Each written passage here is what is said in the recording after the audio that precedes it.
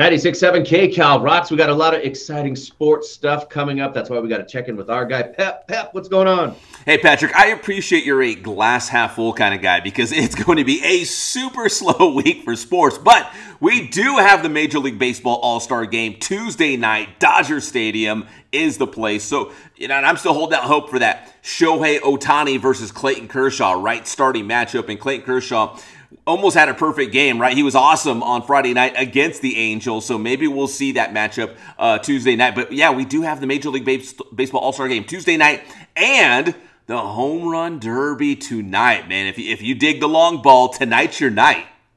Yep, some long ball hitters will be in there. Even Albert Pujols is going to kind of trot out the old man. That's kind of cool. By young rookie from Seattle, Julio Rodriguez is in it, so it'll be kind of fun to see who can hit the most dongs. I was just saying, I mean, as a casual, baseball guy, other than Albert Pujols, there's a lot of names I'm not identifying on this whole thing. So who should I be looking forward to win this thing? Like, who's the favorite and all that? I think Pete Alonso is your guy who is the favorite. And the reason you don't recognize a lot of these young names is because these kids are like 20-some years old. Julio's 21. Where's that guy play?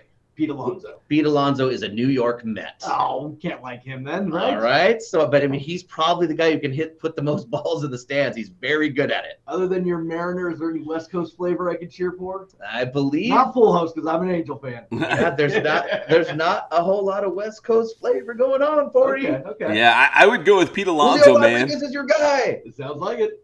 Yeah, a.k.a. the polar bear, man. As a Mets fan, I can tell you right now, back-to-back home run derby champion, leads the league in RBI. I mean, this guy is a pure power hitter, and I would not be surprised if he wins another home run derby crown tonight. I would go with the polar bear, a.k.a. Pete Alonso, but the home run derby is kind of a wacky thing. Sometimes a guy that you did not expect to show a lot of power, or at least consistently, right, show power and put it over the fence, he might sneak up on you. I remember one year Bobby Abreu had like this crazy home run derby, and he was really never known as a home run hitter, but he came from out of nowhere and just could consistently, right, mimic that swing over and over and over, and something like that could happen. But I would go with the polar bear, man. Sometimes you can even screw swings up where that's why a lot of guys don't want to do the home run derby because after they're done with it, then they have trouble hitting. Well, we know that 2022 was not favorable to the Lightning getting a three-peat, so we'll see if it works for Pete Alonso or not. Yeah, could be. He could be the first three-peater in a while. We will find out tonight at Dodger Stadium. But tomorrow night at the actual All-Star Game, some good news for Dodger fans. Freddie Freeman was one of several Dodgers added to the All-Star Game, so we'll get to see Freddie Freeman in a Dodger uniform at Dodger Stadium playing in the All-Star Game, and there will be 6 Dodgers in all in the All-Star Game, which sounds about right because I would say they are the best team in the National League right now.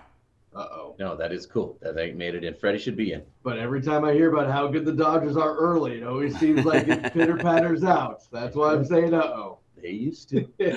Hey, the Dodgers are doing well, but they surely are no Seattle Mariners right now. They have won 14 games in a row. They haven't made the playoffs. Patrick, you know this. I'm singing to the choir years. here. Yeah, 2001. I mean, it's been a long, long time, but that's the current. The longest current drought in baseball is 21 years. But Patrick, 14 wins in a row in the American League West. That's great news for the Mariners. Bad news for the Angels. It looks like Seattle. I don't know if they can keep. Obviously they're not going to win every single game the rest of the season. But if they can keep up these, their winning ways, we could see the Mariners back in the playoffs. There hasn't been a team that has been this hot into the All-Star game. It's since like the 30s. We're the third team to do it, to have 10 or more wins into the All-Star break, and all those teams made the World Series. Come on, baby. But again, I go back to that Seattle team, and Patrick, you probably remember better than I do because you're a Mariners guy, but what was the year they had like 116 wins? That was like a Ken Griffey Jr. team, right? It wasn't. That's why I'll tell you, sometimes it's good when the star leaves because then the team got better because all those Eagles aren't taking up. Was that the Brett Boone team? That was 2001. And then that team did nothing. So it's kind of like the Patriots having that undefeated season, but they don't win the Super Bowl, so no one cares. That's right? They lost to the Giants in the Super Bowl. No one says those Mariners were awesome. They lost. They lost. Right. They won all those games for nothing. For nothing, yeah. That's how it goes. just to get to the playoffs. So that's Seattle, but again, for the Angels, not doing well. And here's the other thing, too. If you're watching the All-Star game, expecting to see Mike Trout, you will not see Mike Trout. Back spasms will keep Mike Trout out of the All-Star game. So, again, the All-Star game is going to be missing a lot of the big names out there. So Mike Trout's one of those guys we will not see.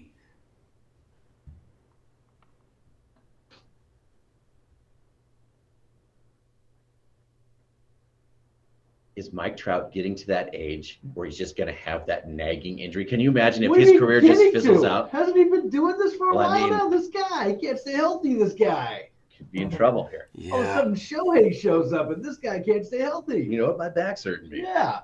When I see, especially when he hits a home run, it hurts. I feel like he, I don't want to put that label on him right now, but I feel like he's just one of those guys where it's always something. And sometimes, it's out of his control. He breaks something, but a lot of these like little nagging injuries, I just feel like there's always something. And right now he's in his prime. Like if the Angels were going to do something, it's with Mike Trout right now in his prime and a young, rising star in Shohei Ohtani. Like right now's the time, but man, he just cannot stay healthy right now. You might not be ready to label him as injury prone just yet, but I'm grabbing the label maker just to be ready. I think so. I think that's legit. Hey guys, and before we ditch baseball, just a quick shout out to all of the local guys getting ready to hear their names called in the Major League Baseball draft. And what's cool about the baseball draft, if you're just a casual baseball fan, is you can be drafted straight out of high school or straight out of junior college, right? Like it's not just the Division I college baseball players. It's JC, it's Division III, Division II, you name it, man. You can go, including the high school guys. And I think there's a bunch of Inland Empire kids that might hear their names called over the next 2 days. You know the best way to be a major leaguer?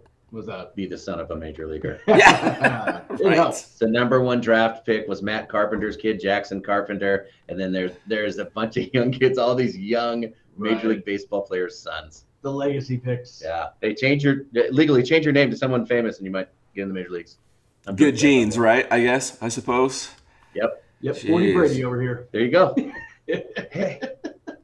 Yeah. And if you want success. And if you got a son out there that wants to make a lot of money, baseball players make a buttload of money. Yeah. Like it's ridiculous. Well, your boy Juan Soto from the Washington Nationals just turned down almost $500 million. It was like $440 million. Like he turned down that offer. So you can get more.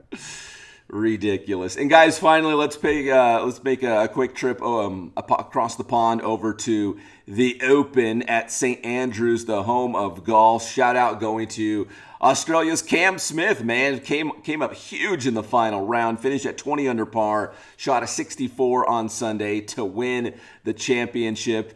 And man, this guy is internet famous, right? Like social media loves this guy. And Patrick, I think I saw you retweet it that he's a spitting image of Joe Dirt. What else can I say? Joe Dirt wins. The mullet wins in this championship. He cracked everyone up when he said he was going to find out how many beers fit in the trophy. He's just very down-to-earth kind of dude. And he also had possibly the most blistering back nine ever. I mean, with 9 holes to go, he's out of it. He's not going to do well. And then it's just birdie, birdie. I remember the announcer just kept saying, he's getting closer, he's getting closer, he's getting closer. He won. You know? It's like, wow, that's not easy. You're right. It's like one of those, situations where, well, if the stars and the moon align, like all these things have to go right if this guy's going to have a chance. And they all went right. Like he made them go right. Like again, you said the back 9, I think he shot like a 30. Like it's ridiculous. And dude, he is every guy, right? He's talking about drinking beer out of the trophy and he's got the mullet, I mean, he looks like a guy you could, be out here in, I don't know, Redlands or Yucaipa and see him at your local links. Like he looks like one of us. And I think that's why people were gravitating towards him is just, he's an everyday kind of guy. Yeah, they had a run of 5 birdies in a row in that back 9. Yeah, he just caught fire and he took it. So congratulations to him. He is the Open winner now. They'll always love him over there and everywhere else too. I mean, he had it at Beers. All right. He had us. That's where you win everybody over right there. He had us at Beers. Pep, tell him how to get your stuff. Hey, get our stuff at Inland Sports. No mullets, but still some pretty good stuff. Instagram, Facebook, Twitter. We got the Inland Sports YouTube channel, so you can check that out as well. That is Inland Sports. Thanks, Pat. Awesome, brother.